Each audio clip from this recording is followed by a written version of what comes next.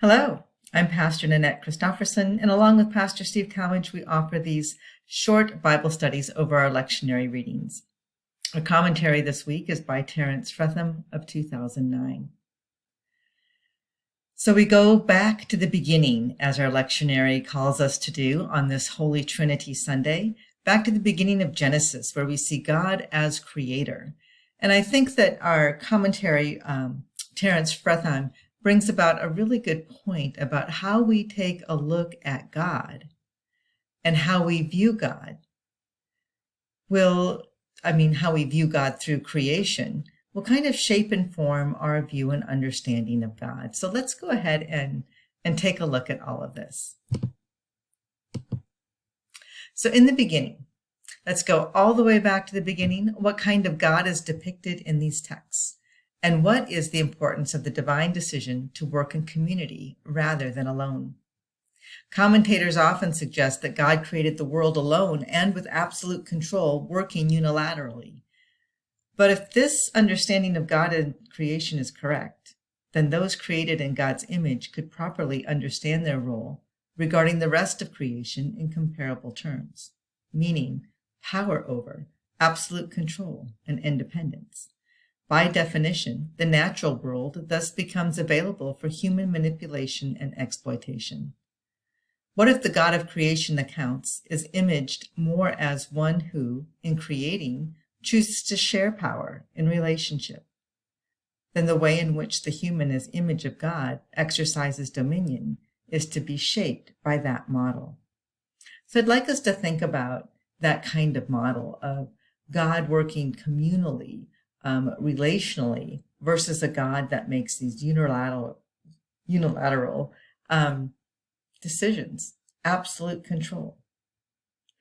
Gives us something to kind of look at a little bit differently. So if we go to the images of Genesis in chapters 1 and 2, we see that God has raw material and movement together and a signal, a dynamite, rather than a static sense to creation, an open process rather than one tightly controlled. For example, God assumes human form and shapes the ground into a human being, getting dirt under the divine fingernails. Human beings are created out of an already existent creature. If we look to Genesis 1, verses 11 through 3, God invites, he says, "Let the earth bring forth," and we are told the earth brought forth. The non-human creatures have a genuine vocational role in enabling the creation to become. That story of the creation has been repeated over the millennia as ever new creatures come into being, mediated by existing creatures, from glaciers to volcanoes to tsunamis. These texts witness to the divine self-limitation in letting the world create itself. God stands back the Sabbath day, enabling creatures to become what they were created to be. Again, I think that this perspective allows us to really be creative and use our imaginations as to how creation started, and also the Sabbath day and the day of rest, of how God enables through the Sabbath creatures to be or become what they were created to be. I also think that this brings about an interesting point, that as God created the world, it was still forming. Things weren't already set exactly the way that they look today. Creation within itself creates new creations. And that to me shows what a creative God we have. So we also look at this passage, we can see that God invites the divine council to participate in the creation of the human. God's involvement in creative activity with creatures who are not God is extended in Genesis 1:26. Our image, our likeness. God is by nature a social being, functioning within a divine community that is rich and complex. Only social and relational human beings are truly corresponded to such a God. That is the heart of what it means to be created in the image of God. God here creates communally. The creation of the human community is the result of a dialogical rather than monological act. Genuine interaction and interdependence are inherent characteristics of God's creative activity. We see this in how God created man. God also created a helpmate for Adam, which is Eve. God created two to show that we are truly made for social interaction and community. God involves the human in still further acts of creation. The word God in Genesis 1 primarily has reference to God as one who creates. It would follow that those created in the image of God are most fundamentally creative beings. Human beings are given a crucial role in the initial creation.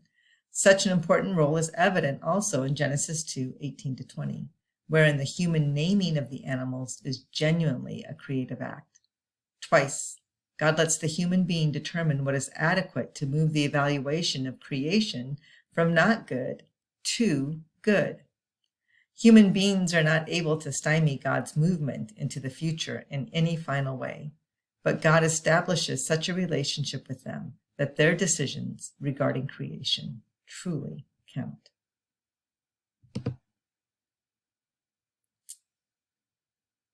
Along with being created by God, we as humans have been given responsibilities.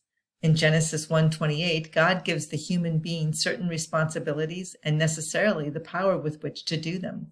From the beginning, God chooses not to be the only one with creative power and the capacity, indeed, the obligation to exercise it. Given the imaging of God as creator, this commission should be interpreted fundamentally in terms of creative word and deed. This gives decisive shape to what it means to have dominion and subdue the earth. God is imaged as one who, in creating, chooses to share power in relationship, the way in which the human, as image of God, exercises dominion to be shaped by that model. So what does it mean to subdue the earth? Human beings are created to subdue the earth. The word subdue makes clear that the evaluation good does not mean that the creation is perfect, in the sense of needing no further development or attention. The word subdue suggests the idea bringing order out of disorder, drawing the world along to its fullest possible potential. Creation is here understood not as a static state of affairs, but as the dynamic situation in which human activity is crucial for the development of the created order. God's creation is built to go somewhere. The potential of becoming is built into the very structure of things. The creation is not presented as a finished product, to be preserved as it was originally created. God creates a dynamic world in which the future is open to a number of possibilities, and in which creaturely activity is crucial for proper creational development. So perhaps you've never really thought of when God said it was good.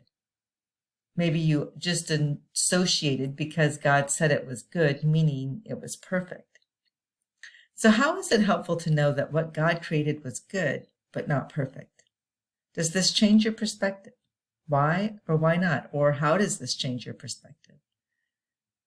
For me, knowing what God created was good, but not perfect, I think shows a way of the creative nature of God, that there's more here of what God intends to do through us, and that this is about relationship. So how do we interpret our role in what it means to subdue the earth? Well, I think many times we have interpreted this role wrongly. We've interpreted it as, yes, we are to subdue the earth and have control over everything. And I don't believe that that's what this actually means. I believe it means being in relationship with God and knowing and following God's way of what it means to enhance creation, of what it means to look for the ways that creation is replenishing itself. That transforming nature of nature that's already there is also within us too. And I think that that's part of this point of what Terence Fretheim is trying to do. Well, I hope you have an opportunity this week to kind of ponder the difference between good and perfect. And why did God say it was good and choose not to use the word perfect? I hope you have an opportunity to think about this, to read through this. These are, the first few chapters of Genesis are very powerful because it reminds us of who God is and why God created. And not only is it powerful, it's also exciting to read. Blessings to you this week as you ponder the scriptures.